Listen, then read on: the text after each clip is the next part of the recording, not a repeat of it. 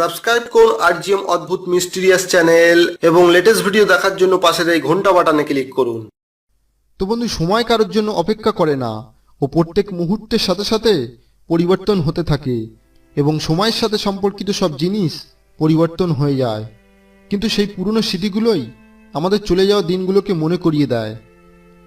আমাদের দেশ ভারতবর্ষ স্বাধীন হয়েছে প্রায় 70 বছর হয়েছে এবং এই 70 বছরে পুরো দেশ বদলে গেছে। কিন্তু বন্ধু, আজ আমরা জানার চেষ্টা করব যে আজ থেকে প্রায় 70 বছর আগে 1947 সালে কেমন ছিল আমাদের দেশ এবং সেই সময় বিভিন্ন জিনিসের মূল্য বা দাম কেমন ছিল। তো চলুন জানা যাক। তো বন্ধু, তার আগে বলবো, আপনি যদি এমনই পৃথিবীর রহস্যময় অজানা কথা জানতে ভালোবাসেন এবং যারা এখন আমার এই চ্যানেলটিকে সাবস্ক্রাইব করেননি তারা আমার এই আরজিএম অদ্ভুত চ্যানেলটিকে সাবস্ক্রাইব করে নেবেন। তো আসুন জানা যাক। আজ মূল্য বা দামের কথা বলতে গেলে প্রত্যেক জিনিস নিজের অধিকারের সীমা পেরিয়ে গেছে। মানুষের রোজগার এবং লাইফস্টাইলের পরিবর্তন হয়েছে, কিন্তু দেশ স্বাধীন হবার পরে এতটা সস্তা ছিল না যে মানুষ সহজেই নিজের জীবনটাকে চালাতে পারে।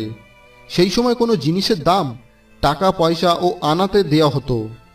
1 টাকার কয়েন তখন নগদ চাঁদির সমান ছিল এবং 1 টাকাকে 16 আনার হিসেবে ধরা হতো এবং টাকা এতটাই শক্তিশালী ছিল যে প্রতিদিনের কেনাকাটা টাকাতেই হয়ে যেত।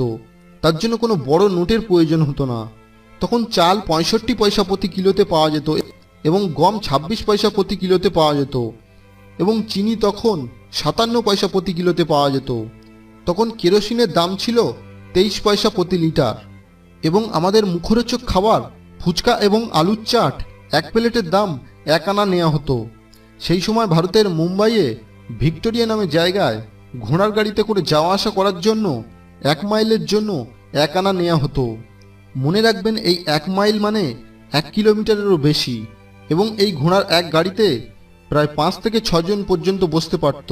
তখন আহমেদাবাদ থেকে মুম্বাইয়ের বিমান যাত্রা 18 টাকা ছিল, যেখানে প্রতিদিন প্রায় 10 থেকে 12টা ফ্লাইট যাত্রীদের নিয়ে যাওয়া আসা করত। তখন বর্ষার জন্য ভালো কোয়ালিটির রেইনকোট 1 থেকে 1.5 টাকার মধ্যে পাওয়া যেত এবং সিনেমার টিকিট 30 পয়সা থেকে 40 পয়সায় পাওয়া যেত এবং সাধারণ মানুষের দৈনিক রোজগার 50 পয়সা থেকে 1 টাকার মধ্যে হতো। আবার কোনো দিন হতোই না। আজকের দিনে 1947 সালের এই দাম একেবারেই আমাদের অবাক করে দেয়।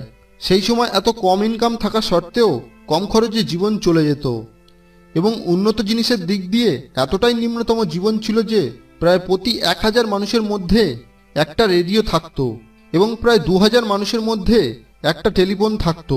তো বন্ধু, এই ছিল পুরনো দিনের অবস্থা এবং এটা শুধু ভারতেই নয় বরং পুরো বিশ্বে জিনিসের দাম খুবই কম ছিল।